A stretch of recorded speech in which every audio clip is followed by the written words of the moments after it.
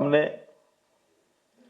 पिछले वर्षों में जब से ये शासन का सत्ता का काम हमारे जिम्मे लगा, लगातार प्रयत्न करते हैं कि जिस समाज को हमने खुशहाल बनाना है, सुखी बनाना है, उसकी सेवा करनी है, उसके सामने कौन कौन सी कठिनाइयां हैं, कौन कौन से ऐसे विषय हैं जिसके कारण से उसको पीड़ा होती है।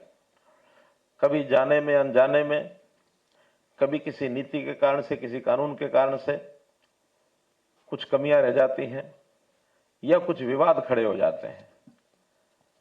क्योंकि चलता सिस्टम है, बहुत ऐसे विवाद आते हैं। तो हमने एक कार्यक्रम शुरू किया, विवादों का समाधान। जितने टाइप के विवाद हैं उनका समाधान करें। मुझे लगता है कि दर्जनों से ऊपर ऐसी योजनाएं हमने बनाई जिसमें लोगों को राहत दी गई। अगर मैं व्यापारी भाइयों के लिए एक अन्य योजना की जिक्र करता हूं मैं, क्योंकि मेरा अनुभव है, खास करके ऐसे जो दुकानदार जिनकी अपनी दुकान नहीं होती और वो म्युनिसिपैलिटी से पट्टे पर, किराए पर, लीज पर थोड़ा सा पैसा ही दिया था, जब कभी 20-30 साल 50 साल पहले ली थी। हम भी उनको म्युनिसिपैलिटी को पैसा दे रहे हैं, मलकियत आज भी हमारी नहीं है। कोई अगर छोटी मोटी कोई दरवाजा ठीक कराना पड़ जाए, दीवार ठीक करानी पड़ जाए, प्लास्टर कराना पड़ जाए तो परमिशन लेनी पड़ती है। और ये म्युनिसिपैलिटी को भी पता है कि अब ये खाली तो हो नहीं सकती। जिसने ले ली है वो अगर खुद नहीं भी करेगा तो आगे किसी और को इस दुकान को पोजीशन हैंडओवर करेगा तो उसकी पगड़ी खुद ले लेगा और 80-30 हजार रुपए दे करके कटा लेगा। ये सिस्टम चला आ रहा है कई वर्षों से। तो हमको लगा नहीं कि निश्चित समय से पहले की दुकानों के कब्जे जिसके पास है क्यों इनको मालिक बना दिया जाए। और हमने शहरी स्वामित्व योजना के अंतर्गत 20 साल पुरानी दुकानों के जिसके कब्जे हैं और वो जो विधिवत किराए पर, लीज पर बैठा है, उनसे एक निश्चित राशि लेकर के उनको दुकान को उनके हवाले कर दें। 4000 से ज्यादा ऐसी रजिस्ट्रियां करा करके हम दे चुके हैं ऐसे लोगों को। अभी और भी है लाइन में, लेकिन उसमें कठिनाई थोड़ी आ गई। जब ये करने लगे तो ध्यान में आया कि वो सब दुकानें जो है उनकी मलकियत यूएलबी की नहीं है। सरकार के डिपार्टमेंट में भी कैसे किसी नई नई चीजें ध्यान में आती हैं कि जमीन पीडब्ल्यूडी की है, दुकान बनवा दी यूएलबी ने और किराया यूएलबी लेने लग गया। जमीन इरिगेशन डिपार्टमेंट की है, दुकान का किराया यूएलबी ले रहा है।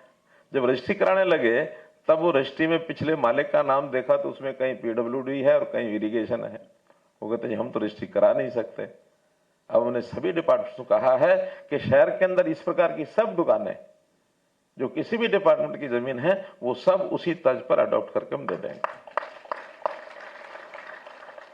तो ये एक मैंने एग्जांपल दिया है। ऐसे बहुत सी स्कीमें हमने बनाई, चाहे रेजिडेंशियल मामले को लेकर के है, चाहे एग्रीकल्चर को लेकर के है, चाहे हमारे व्यापारियों के नाते से है, चाहे इंडस्ट्री के नाते से है। उसी में से ये जब विषय आया, जब जीएसटी लागू हुआ तो उस समय बहुत बड़े असमंजस में सब लोग थे, पता नहीं क्या होगा, कैसी योजना होगी। और बहुत से शहरों में बड़े बड़े ग्रुप्स में लोगों ने स्ट्राइक कर दी, दुकानें बंद कर दी, बाजार बंद कर दिए। जीएसटी हम लागू नहीं होने देंगे, ये उस समय विषय था ना। और आज कोई अगर कहे कि चलिए वापस पुराना सेल टैक्स का और वैट का जो सिस्टम था उसको लागू करें, जीएसटी हटा दें, कोई हटाने देगा?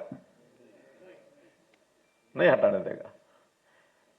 तो जीएसटी का लाभ आज हमको मालूम हुआ है। पैरेलल इकोनॉमी खूब चलती थी, जितनी फॉर्मल इकोनॉमी नहीं थी उतनी पैरेलल इकोनॉमी उससे ज्यादा थी। इस इरा में आकर के मोदी जी के आने के बाद अब आलोचना करने वाले आज भी शायद करते होंगे। नोटबंदी करने का अगर कोई एक विषय था तो बड़ा विषय यह था कि इस पैरेलल इकोनॉमी को कैसे रोका जाए, कैश फ्लो कैसे कम हो। समाप्त तो नहीं हो सकता, ये हमें पता है, छोटी छोटी जरूरतें भी होती हैं, बड़ा पैसा लेकर के थोड़े थोड़े पैसे बांटने पड़ते हैं, तो इसलिए समाप्त तो करना शायद संभव नहीं होगा, लेकिन तो भी इसको कम करके ताकि फॉर्मल सिस्टम में उसके अंदर व्यापारी भी सुखी, सरकार भी सुखी। कोई भी उद्योगपति है वो भी सुखी। तो सब लोग, ये अनुभव जो आज हमारा आ रहा है पिछले 5, 7, 10 साल का, विदेश में हमने देखा ये बहुत अनुभव पहले से है।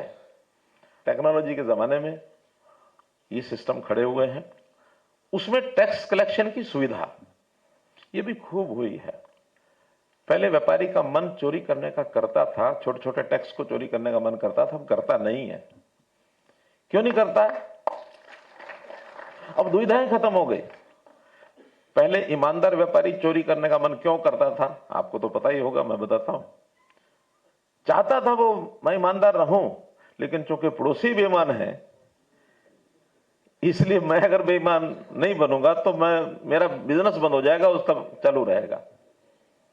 आज वो भी ईमानदार है, मैं भी ईमानदार हूं, वो भी सिस्टम से काम करता है, मैं भी सिस्टम से काम करता हूं, और कोई बिना सिस्टम के वो कर ही नहीं सकता, क्योंकि सबके लेन देन इंटीग्रेटेड हो गए हैं एक दूसरे के साथ।